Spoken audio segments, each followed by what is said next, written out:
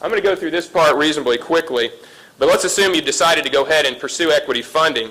What's your next step? Well, the real work now begins. One of the most important decisions you're going to have is what sort of legal entity structure do you need to have? And there's lots of options out there. You saw them pop up at the bottom. Some of those decisions are going to be driven by how much equity you need to raise. If you're looking to raise small amounts of capital, let's say over the whole life of your business, you may not need more than $2 million to grow this thing to your dream. Okay? You may be able to get there with any number of the structures that are listed at the bottom. Okay? You have lots of options. In fact, LLC is a pretty popular structure now if you don't have to take a lot of money in. It's got some nice liability protections and some nice tax benefits.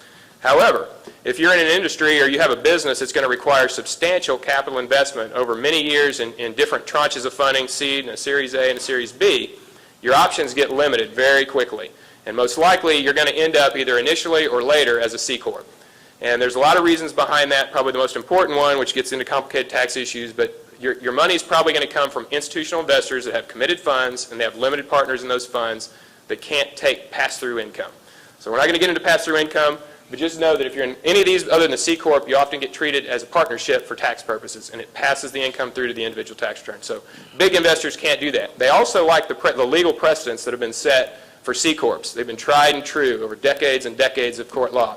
The other thing they like about C Corps, these big investors, is it gives them lots of flexibility with their funding structure. So keep those in mind as you're beginning to get through some of these issues relative to how you should structure your company. You can always convert to a C Corp later if you need to. There could be some tax consequences to that. So this is the disclaimer portion of this comment. Make sure you surround yourself with pretty smart professionals. Find a good corporate attorney. Get a tax audit accounting advisor that can help you sort of look through this, look out in the future with you and decide which form of entity is going to be the best structure for you as you go out and raise capital. And then eventually you've got to return your investment. So again, what's the easiest way to exit the opportunity or to generate the return you need to get back to your investors? Well, this is a hot button with me, and this is another area of significant weakness we see in the companies that come into NTEC, and this falls in the area of business intelligence. And this is business intelligence both in your industry, your competition, and then also your investors. And I'm going to talk shortly in a minute about the investors and how important it is that you understand your investors. You need to do as much research on them as you do on your market. So it's absolutely critical that you know more about your industry and your competitors than the investors do. So you'll go out to talk to these investors. Some of these folks may be veterans in the space that you're operating in. In fact, if they're angels, they probably are. That's why they're interested in your business. They should never know more about your market and your customers than you do, okay? That's a non-starter. If they start asking you questions about your market and you can't answer them, you're in trouble. So one of the things that we do is we encourage the entrepreneurs to go out and do some very deep diving in research in their market necessary to defend the strategic plan that they've come up with, the financial projections that they make, and the need for investment. And sometimes you have to collaborate with the university. It can be expensive to access, the resources out there, the databases that have this information in it. Interns are really good for helping you access that. Keep that in mind, but you've got to be able to back up your information with professional, to be able to cite professional sources of data for information about your market and your competition. You also need to be sure you understand thoroughly what makes your products and or services unique in the marketplace. Okay, they're looking for how you're addressing a unique pain out there, and you need to be able to explain that in great detail as to why you're going to win and the others are not going to win. On the investor side, it's equally important to know your investors, and especially if you're going out and raising money from venture capitalists. You need to do all the research you can on these funds, and there's lots of reasons why you want to do that. First of all, you got to make sure you find an investor that understands your industry. You want an investor that can add value to the business. So you want to find those that have a history of investing in your industry.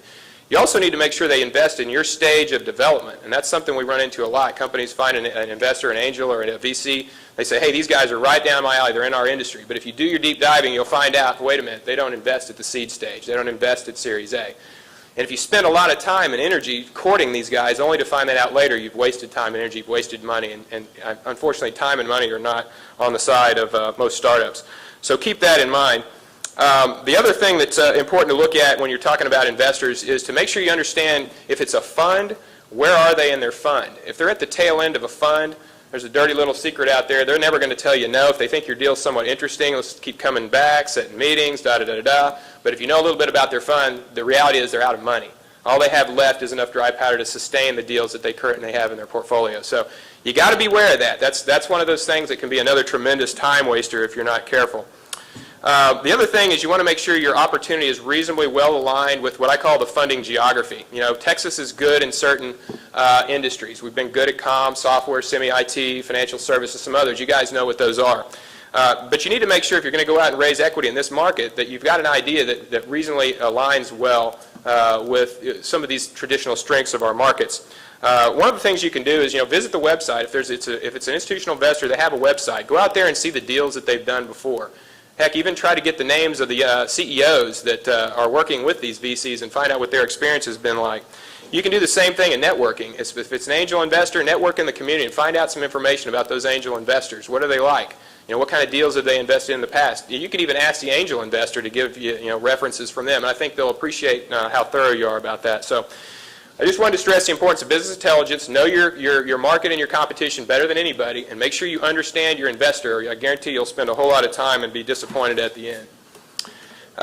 Okay, so as a CPA, I'm always very focused on helping our companies surround themselves with people that are smarter than they are and probably more experienced, as well as helping get their back office in order. This is often another area that's lacking with early stage companies, and it's critically important in my assessment. Investors are looking to invest in companies that are going to maximize their return and minimize the risk. Back office and governance are risks that can be mitigated in advance before you meet with potential investors. So this is something completely within your control, to build a strong board of directors and a strong board of advisors before you go out and meet with investors. Now, they may tinker with the boards after the fact, but you're going to have a lot more credibility if you go in with some of these folks in place ahead of time that have experience in the marketplace and have the contacts and resources you may need to go forward. The other thing on the back office side, it's really important for the investor to see that you have some well-established policies and procedures to address state, local, and federal laws that affect your business, that you have the ability to generate financial and operating data and reports that are good and dependable. Again, if it's the home checkbook and it's a stack of papers, that's not sending the right message. And you're going to have a very difficult time both with bankers as well as investors in getting things like that done. I'd encourage you to utilize an accounting package that's at least recognized out there by third parties. And if you can, find a very qualified bookkeeper, maybe one that's with one of the bigger firms in town, maybe a large local recognized CPA firm. Same with your banker and a law firm. Identify a couple of individuals. There's a way to do this. It doesn't cost you a lot of money, but you get them on the team, and their brand carries with your company, and it helps your credibility as you're out there talking with investors to have these folks in place. Most of them actually have packages that are discounted for early stage companies anyway, and the sooner you can get those folks on board, the more credible you're going to look. Also, consider some of the recently developed software as a service business management tools that are out there. Those you can pay as you go. And there's a lot of really unique and interesting applications to help you better manage your small business, probably more so than there's ever been, and it's beautiful now that you can pay as you go. You don't have to buy a big package software and have a big implementation. The other thing I'd warn you about is be ready and be prepared to provide a complete set of financial statements as well as financial projections on your business, and be able to back up the assumptions that you make in your financial projections. Most investors, if they're worth their salt, are going to dig into everything you give them, and you're going to have to back every bit of it up. So just be prepared. It's better to be prepared on the front end than to be given a no on the back end and not have that opportunity to go back and ask for the investment.